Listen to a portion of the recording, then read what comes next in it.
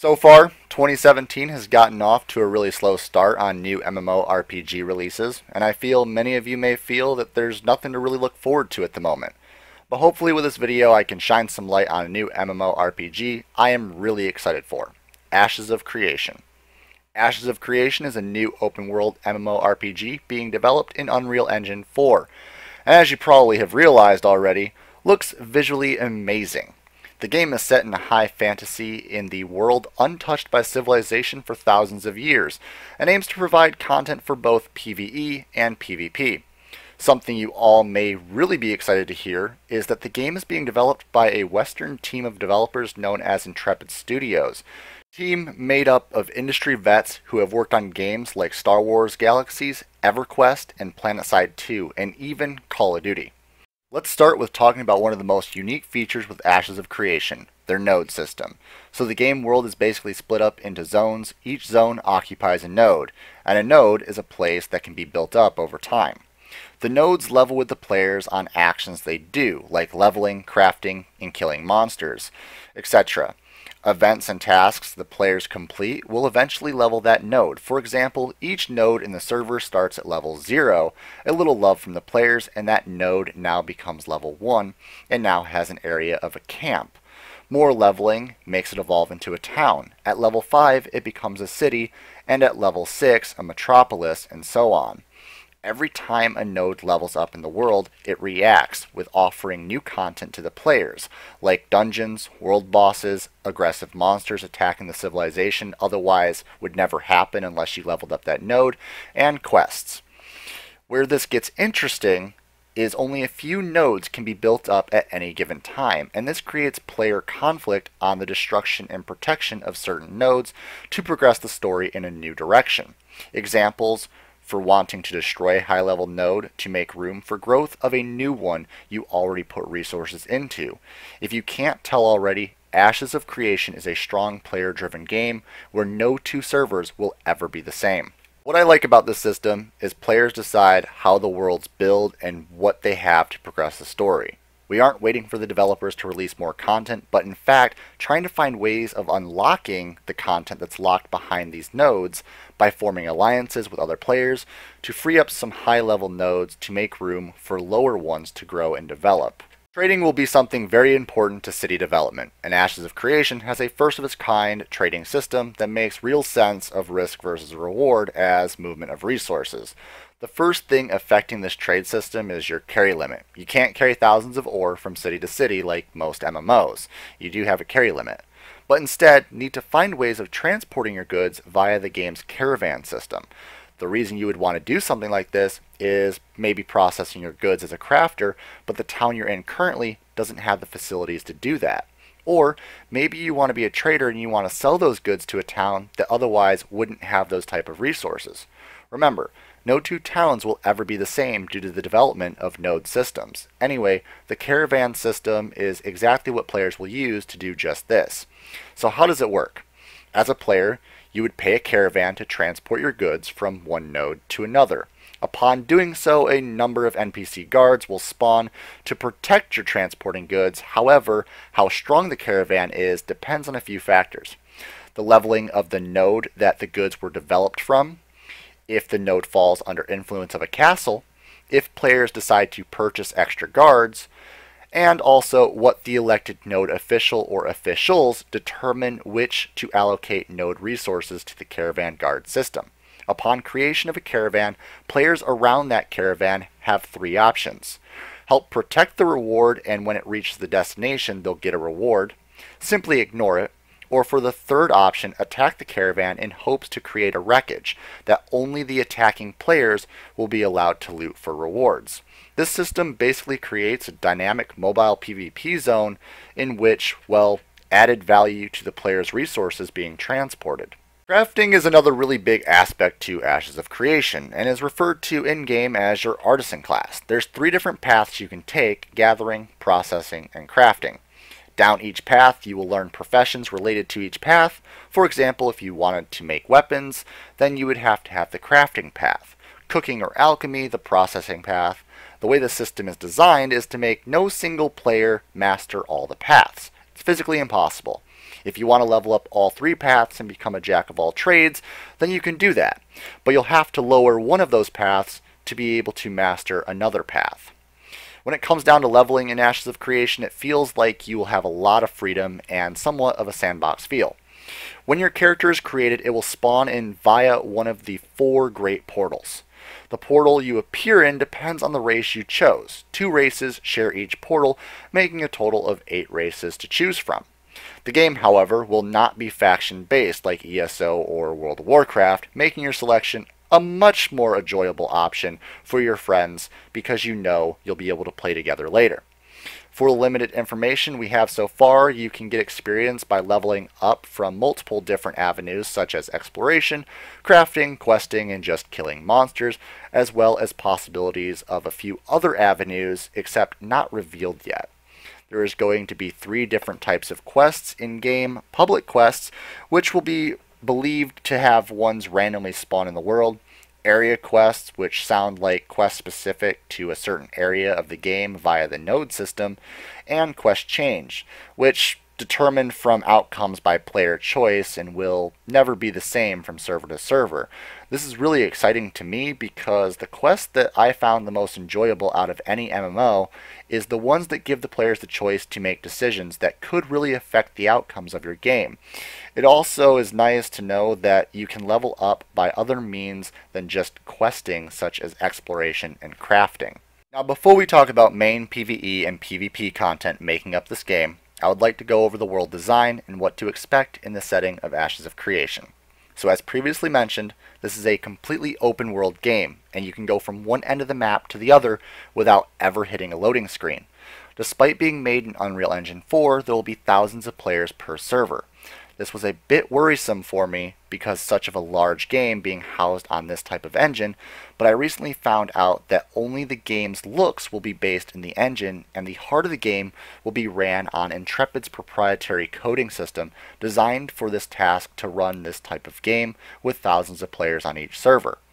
The world itself will have a medieval Lord of the Rings feel to it, with lots of high fantasy scenery, mystical artifacts, dungeons, abandoned cities, and diverse biomes. The game will also have 4 distinct seasons. Each week that goes by in-game will have a season pass. Now, 1 month of real-world time will be an entire year spent in the game. This is really cool to me because it's something we don't find in every MMO.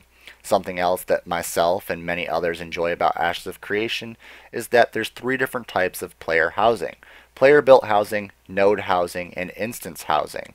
Player-built housing is exactly what you would assume it to be: a house built by a player. To do this, they'll have to gather resources and tools, find an empty plot of land, and start building.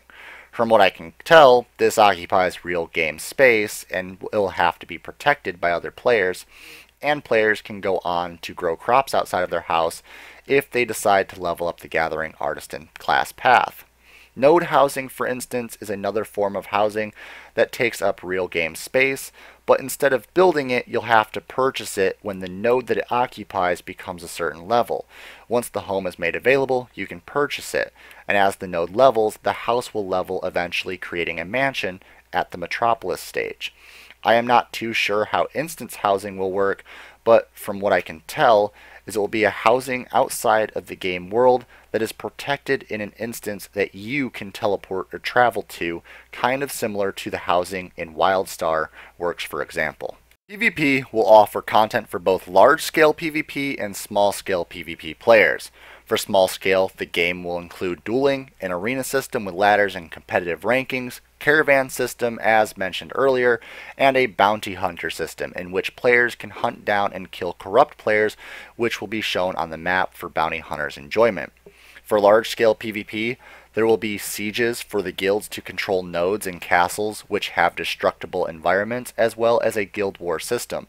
For someone that has ran guilds in the past and loves large-scale PvP battles, this has me very excited. Apparently the maximum guild size will be around 300, which is not as large as some MMOs out there, but still makes for some really large battles to be really excited about. Outside of PvP though, there will be a huge emphasis on leveling up your guild. Doing so will result in receiving guild-specific abilities and other rewards. Something else that PvP players out there will be concerned about is excessive griefing. I am proud to say that won't be a huge concern in this MMO compared to previous ones you've probably played, because Intrepid made a point to explain that they understand the problem of griefing, and they wanted to create a risk versus reward system to deal with that. The bounty hunter system. This system will start every player off as a normal, non-combatant green state player. If a green player were to attack another player, they become a combatant, or the purple state.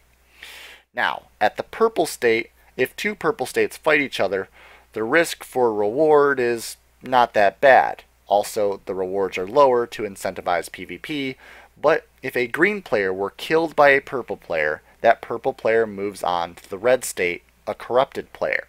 This will post them on the map for everyone to see, and a bounty will be on their head. Any player can decide to hunt down these players, kill them, and get 3 times the reward, and green players and purple players will not change their state. There will be no penalty to that player. Red players also can't go around just killing people because their combat effectiveness actually decreases the more players they kill, making the risk versus reward system really work towards non-PvP players in protecting them. There will be a system in place to remove your purple or red state, but just know the system is there to aid in protecting everyone from excessive griefing with a great in-game reward system. When it comes to PvE content in this game, it's aiming to provide a little bit of everything, from the diverse story of changing on players' choices, dungeons, large-scale instant dungeons aimed at player groups larger than 5 players, the traditional dungeon and raids that players have come to love, as well as world bosses that appear at different times in the development of your server's world. In short, PvE is heavily contributed towards how worlds are built, and PvP is a catalyst for change. The game is all about creation and destruction, PvP and PvE being yin and yang and how they affect each other. Now, before we wrap up this video, I wanted to go over the business end of this game, because for many of you, you're probably hoping it's not a pay-to-win MMO that's been taking over the genre. And I'm proud to say Intrepid aims to stick away from that business model. Ashes of Creation will have a monthly subscription fee of $15 to play, and that will cover the cost of the studio. Additional items will be sold in-game, but only as cosmetics, nothing that will actually give an advantage to the characters. The exciting part is they also have a Kickstarter that you can become a part of and help the game's further development. This Kickstarter aims to reward players who help with cool rewards, but again, the items that are given to the players don't give any advantage. This is what I hope to hear coming from such a wonderful game, and that game is backing up pretty much every idea I've had for the best MMO possible. And I am proud to see that Intrepid is sticking with the business model for the life of the game. Another cool thing is they've done this with the gamers, is create a refer a friend system that will reward users 15% of their friends' purchases, including their subscription fee. In short, you can get your subscription for free if you have enough friends underneath your referral link.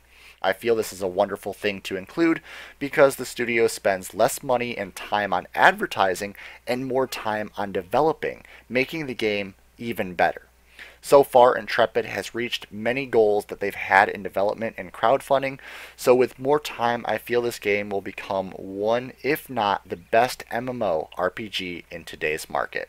I hope you all enjoyed this discussion and looked forward to this MMORPG. If you are looking forward to it, please feel free to sign up using my referral link below.